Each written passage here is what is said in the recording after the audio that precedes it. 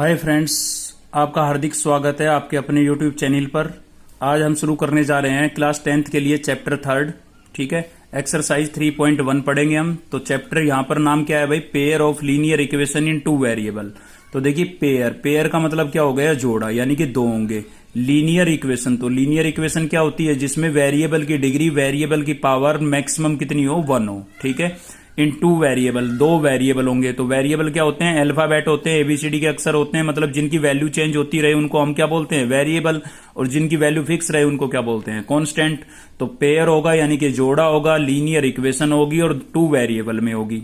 ठीक है, दो इक्वेशन होगी, डिग्री कितनी होगी? 1 होगी, लीनियर इक्वेशन होगी और वेरिएबल कितने होंगे? डबल होंगे। तो इसमें हम देखने जा रहे हैं एक्सरसाइज 3.1 क्वेश्चन नंबर फर्स्ट। केवल तीन ही क्वेश्चन है इस एक्सरसाइज के अंदर। ठीक है, तो इस एक्सरसाइज का मैंने एक ही क्वेश्चन लिया है, पहला। इसी से आपको क्लियर हो जाएगा, ज्यादा दिक्कत नहीं है। इसके अंदर स्टेटमेंट बेस्ड क्वेश्चन होंगे, तो आप स्टेटमेंट को थोड़ा ध्यान से पढ़ें और उसके बाद इक्वेशन बनाएं। उसके बाद आपको इक्वेशन से ग्राफ रिप्रेजेंट करना है। तो ग्राफ तो मैं यहां पर आपको क्लियर करा ही दूंगा, बस इक्वेशन आपको बनाने की प्रैक्टिस करनी है बाकी दो क्वेश्चनों की। ठीक है, तो देखते हैं। सबसे पहले तो स्टेटमेंट को समझने की कोशिश करते हैं कि क्वेश्चन बोल क्या रहा है आखिर। तो बोल रहा है भाई, Aftab tales his daughter, Aftab जो है अपनी बेटी से कहता है कि 7 years ago, आज से 7 साल पहले, I was 7 times as old as you, मैं जो है तुमसे तुम्हारी एज से 7 गुना एज थी मेरी। ठीक है, आफ्ताब की जो एज थी वो उसकी बेटी की एज से 7 times थी, आज से 7 साल पहले।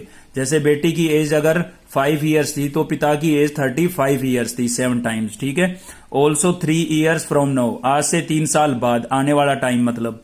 ठीक है, I shall be 3 times as old as you, कि आज से 3 साल के बाद जो मेरी एज है वो तुम्हारी एज की 3 times रहेगी।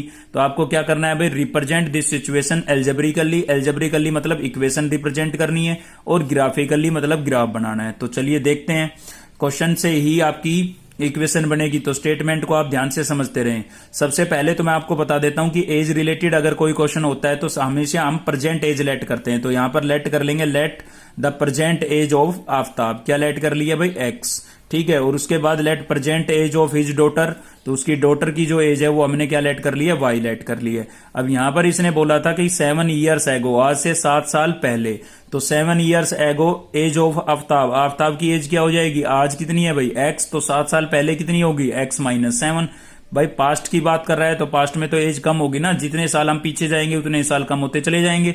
तो 7 years ago बोल रहा है ये, तो 7 years कम हो जाएंगे। ऐसे एज ऑफ हिज डॉटर, तो उसकी डॉटर की एज भी 7 years कम हो जाएगी। जैसे मैं आपको एग्जांपल दूं कि अगर कोई बच्चा आज 10 years का है तो 7 years पहले कितने का था भाई? तो 7 इसमें से क्या कर देंगे? -3 years का ही तो था। ठीक है, उसके बाद अकॉर्डिंग टू फर्स्ट कंडीशन, तो पहली कंडीशन में इसने क्या बोला था? सबसे पहले तो देखिए, आप एक तरफ आफ्ताब की एज लिख लीजिए, दूसरी तरफ उसकी डॉटर की एज लिख लीजिए। तो ये आफ्ताब की है 7 years ago, 7 साल पहले की, और ये उसकी डॉटर की है 7 साल पहले की। ठीक है, तो क्या बोला था इसने कि 7 years ago I was 7 times as old as you, मतलब मेरी जो एज है वो तुम्हारी एज से 7 times रहेगी। तो देखिए, इक्वेशन कभी भी बनाते हैं इक्वलिटी में इक्वेशन बनती है, मतलब दोनों साइडों को हमें इक्वल करना पड़ता है। इसने बोला है कि आफ्ताब की जो एज है वो 7 times ज्यादा है, मतलब ये जो है 7 times ज्यादा है इससे। तो दोनों को इक्वल करना है, इसके लिए हमें इसको 7 से मल्टीप्लाई करना पड़ेगा। अब दोनों क्या हो गए? इक्वल हो गए, क्योंकि ये 7 times पहले ही ज्यादा था इससे। ठीक है, तो इसलिए हमने इसको 7 से मल्टीप्लाई कर दिया है। अभी हम 7 को अंदर मल्टीप्लाई करेंगे, क्या होगा? 7y, 7 को 7 से करेंगे कितना हो जाएगा? 49 हो जाएगा। थोड़ा और सिंप्लीफाई करते हैं, प्लस का 7y है, इधर आएगा किसका हो जाएगा? माइनस का, और माइनस का 7 है, इधर लेके आएंगे किसका हो जाएगा? प्लस का हो जाएगा। ठीक है भाई, तो माइनस का 49 प्लस का 7 कितना बचेगा? माइनस का 42। ठीक है, ये आपके पास इक्वेशन क्या बन गई है? फर्स्ट बन गई है। अभी हम चलते हैं सेकंड कंडीशन पर। तो सेकंड कंडीशन में बोला गया था कि ऑल्सो 3 years फ्रॉम नाउ, मतलब आज से 3 साल बाद। तो 3 साल बाद की एज निकाल लेते हैं पहले। तो एज ऑफ आफ्ताब क्या होगी 3 years के बाद? भाई आज उसकी एज है एक्स, तो आने वाले टाइम में तो इंक्रीज होगी ना, बढ़ेगी। हर साल एक 1 ईयर इंक्रीज होता है सभी की एज में। तो 3 years के बाद कितना इंक्रीज हो जाएगा? 3 years इंक्रीज हो जाएगा। ऐसे ही एज ऑफ हिज डॉटर, आज प्रेजेंट में है वाई, तो 3 years के बाद क्या होगी? Y plus 3। अब according to condition, second condition क्या बोली है उसने? सेकंड कंडीशन में बोला है, पहले तो आप एज लिख लें, आफ्ताब की एज लिख दे एक तरफ, दूसरी तरफ उसकी डॉटर की लिख दे। ठीक है, इक्वल करना है। तो इसने बोला है कि मेरी जो एज है, आफ्ताब की जो एज है वो 3 times ज्यादा ज्यादा है, किससे? उसकी डॉटर की एज से। तो मैंने जैसा कि आपको बताया कि इक्वेशन को इक्वल करके ही बनाया जाता है, तो यहां पर इनको हम इक्वल करने की कोशिश करेंगे। तो कैसे करेंगे भाई? ये 3 टाइम्स ज्यादा है तो हम इसको भी 3 से क्या कर देंगे? मल्टीप्लाई कर देंगे। तो इसको जब हम 3 से मल्टीप्लाई करेंगे तो क्या होगा? 3 को अंदर मल्टीप्लाई करेंगे 3y, 3 को 3 से करेंगे 3 3 जा 9 हो जाएगा, ठीक है। प्लस का 3y है, इधर आएगा किसका हो जाएगा? माइनस का हो जाएगा। और प्लस का 3 था, ये इधर आके किसका हो गया? माइनस का हो गया। तो 9 माइनस कितना हो गया बचा? हमारे पास 6 बचा। ये इक्वेशन क्या बन गई है? सेकंड बन गई है। तो आई होप आपको ये वाली बात समझ में आई होगी। नहीं आई है तो अब फिर से एक एग्जांपल दे देते हैं। आज कोई बच्चा अगर 10 ईयर्स का है तो 3 ईयर्स के बाद कितने का होगा? 13 का होगा, क्योंकि 3 ईयर्स उसकी एज में इंक्रीज हो जाएंगे, ठीक है। तो इसलिए हमने यहाँ पर +3 किया था। अभी हम ये तो हो गया हमारा एल्जेब्रिकली, मतलब हमने इक्वेशन में इन कंडीशनों को रिप्रेजेंट कर दिया है। देखिए ये फर्स्ट इक्वेशन बन गई थी फर्स्ट कंडीशन से, ये सेकंड इक्वेशन बन गई सेकंड कंडीशन से। तो ये एल्जेब्रिकली रिप्रेजेंट कर दिया हमने सिचुएशन को। अभी हम इनको ग्राफिकली रिप्रेजेंट करेंगे। तो आगे बढ़ने से पहले मैं आपको एक बात बता देता हूं, आप ग्राफ टेबल बना के भी बना सकते हैं, या फिर आप इन लाइनों के पॉइंट ऑफ इंटरसेक्शन निकाल ले। भाई पॉइंट ऑफ इंटरसेक्शन क्या होते हैं? देखिए जैसे कि ये आपकी वाई एक्सिस है, ये वाई एक्सिस है, और ये आपकी क्या है? X axis. तो कोई भी लाइन एक्स एक्सिस और वाई एक्सिस को किसी ना किसी पॉइंट पे तो इंटरसेक्ट करके जाएगी। इन्हीं पॉइंटों को हम क्या बोलते हैं? पॉइंट ऑफ इंटरसेक्शन बोलते हैं। तो ग्राफ बनाने का डायरेक्ट एक तरीका ये भी है, विदाउट टेबल, बिना टेबल बनाए, कि आप इनके पॉइंट ऑफ इंटरसेक्शन निकाल ले। तो आपको पता है कि ये पॉइंट अगर एक्स एक्सिस पर है तो वाई की वैल्यू क्या होगी? 0 होगी। ऐसे ये पॉइंट वाई एक्सिस पर है तो एक्स की वैल्यू क्या होगी? 0 होगी। इसलिए इनके पॉइंट ऑफ इंटरसेक्शन निकालने के लिए हम एक बार एक्स की जगह 0 रखेंगे तो दूसरी बार वाई की जगह 0 रखेंगे, ठीक है। तो आगे देखते हैं, आपको और अच्छे से समझ में आ जाएगा, थोड़ा बहुत क्लियर हो गया होगा। तो कैसे बनाते हैं भाई ग्राफ? सबसे पहले आप फर्स्ट इक्वेशन लेंगे using equation first. Equation first क्या थी हमारी? x minus 7y equals to -42, ठीक है भाई। पॉइंट ऑफ इंटरसेक्शन निकालने जा रहे हैं तो पहले हम x इक्वल टू 0 रखेंगे। तो x की जगह मैंने 0 रख दिया, माइनस का 7y बचा और माइनस का 42 इधर, -7 इधर मल्टीप्लाई हो रहा है तो इधर जाके क्या हो जाएगा? डिवाइड हो जाएगा, ठीक है। माइनस से माइनस कैंसिल हो गया, 7 1 जा 7, 7 6 जा 42। तो y की वैल्यू हमारे पास कितनी आ गई है भाई? 6 आ गई है। अगर आप इसको पॉइंटों में लिखना चाहते हैं तो ऐसे लिखेंगे, x की वैल्यू क्या रखी थी? 0 रखी थी, और y की कितनी आई है? 6। तो पॉइंट क्या बन गया? 0 6। तो ये आपका है ना y इंटरसेप्ट आ गया है, ठीक है। ये जो पहली लाइन है हमारी जिसकी ये इक्वेशन है, ये y एक्सिस को जिस पॉइंट पर इंटरसेक्ट करेगी उस पॉइंट का कोऑर्डिनेट कितना होगा? 6 होगा। अभी हमने x की जगह 0 रखा था, तो अब नेक्स्ट क्या करेंगे? y की जगह 0 रखेंगे ताकि x इंटरसेप्ट निकाल सकें। चलिए तो आगे बढ़ते हैं। तो देखिए हमने y इक्वल टू 0 रख दिया अब की बार उसी फर्स्ट इक्वेशन में। तो y की जगह 0 रख दिया है। 7 को 0 से मल्टीप्लाई करेंगे 0, तो यहां से मिलेगा x और यहां से कितना मिलेगा? माइनस का 42। अब इससे अगर आप पॉइंट बनाना चाहे तो x की वैल्यू पहले लिखी जाती है, आपको पता है। माइनस का 42 पहले लिखा जाएगा और y की वैल्यू क्या थी? 0। तो ये आपके पास पॉइंट बन गया है, यानी कि ये क्या आ गया आपके पास? x इंटरसेप्ट आ गया है। तो देखिए 0 को आप बेशक ध्यान ना दें, क्योंकि 0 का मतलब है x एक्सिस और y एक्सिस पर ही पॉइंट आएगा। तो आप नंबरों पर मेन फोकस करें।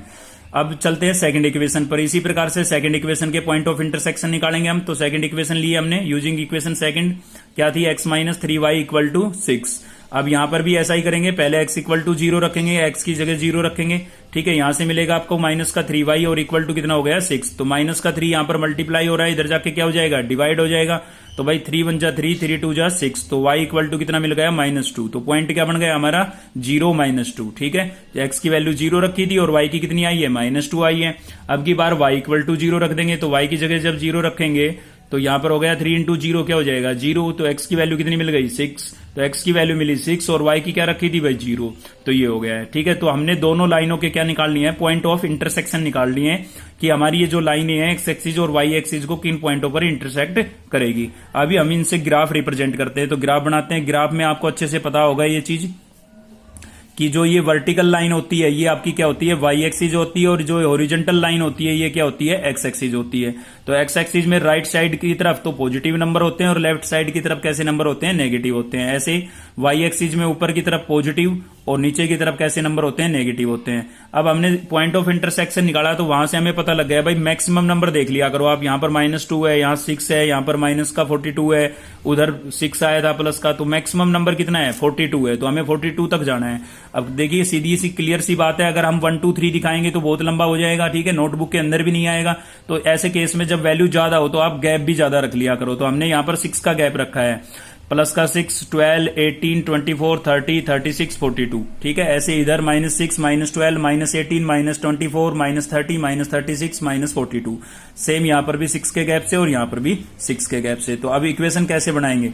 देखिए फर्स्ट पॉइंट जो था हमारा, इक्वेशन जब हमने फर्स्ट सोल्व की थी तो हमारे पास x इंटरसेप्ट y की वैल्यू आई थी 6, प्लस का 6, तो यहां पर हमने पॉइंट दिखा दिया, और x की वैल्यू आई थी -42।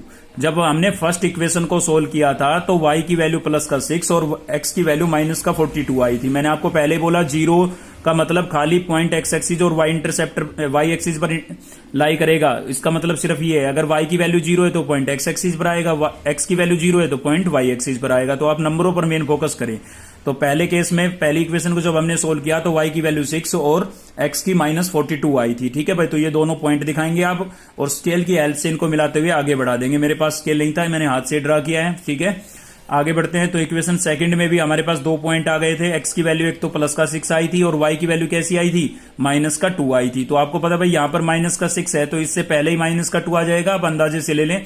जैसे ये तो मैंने नोटबुक में बनाया, अगर आप इसी ग्राफ को ग्राफ नोटबुक में बनाएंगे तो वहां पर बारीक बारीक सी लाइनें होती है, तो यहां से आप काउंट कर ले, सेकंड लाइन जो होगी आपकी, ठीक है, वही आपका क्या होगा? -2 होगा। तो उसमें ग्राफ भी एक्यूरेट आएगा बिल्कुल। अब इसमें तो थोड़ा ऊपर नीचे हो सकता है, ग्राफ नोटबुक नहीं है ना। तो दोनों पॉइंटों को मिलाएंगे और इधर भी आगे बढ़ा देंगे, इधर भी आगे बढ़ा देंगे। तो जहां पर ये दोनों लाइनें एक दूसरे को इंटरसेक्ट करेगी वही इसका क्या होगा? सोल्यूशन होगा। तो फिलहाल तो इसने सोल्यूशन के लिए बोला नहीं था हमें, ठीक है। तो सॉल्यूशन के लिए बोलता तो हम यहां से देख लेते हैं कि ये पॉइंट जो है, यहां पर इस पॉइंट पर x की वैल्यू कितनी है और y की वैल्यू कितनी है। ठीक है, थोड़ा वैसे भी ये ग्राफ में बनता तो एग्जैक्ट आंसर आता। तो यहां पर फिलहाल यहां तो दिख रहा है हमें 18 के लगभग है और इधर दिख रहा है लगभग 12 के लगभग है। ठीक है, तो x की वैल्यू 18 और y की वैल्यू 12 हो जाएगी, लेकिन इसने सोल्यूशन के लिए बोला नहीं था।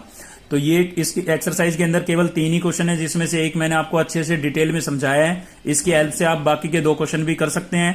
तो चलिए मिलते हैं नेक्स्ट वीडियो के अंदर। अगर आपको वीडियो अच्छा लगा तो लाइक करें, शेयर करें अपने दोस्तों के साथ, और चैनल को सब्सक्राइब कर ले। नीचे रेड कलर में सब्सक्राइब लिखा हुआ होगा अगर आप यूट्यूब पे देख रहे हैं इस वीडियो को तो, ठीक है। और बेल आइकन को दबा लें ताकि नेक्स्ट वीडियो का नोटिफिकेशन आपको मिलता रहे। Thank you.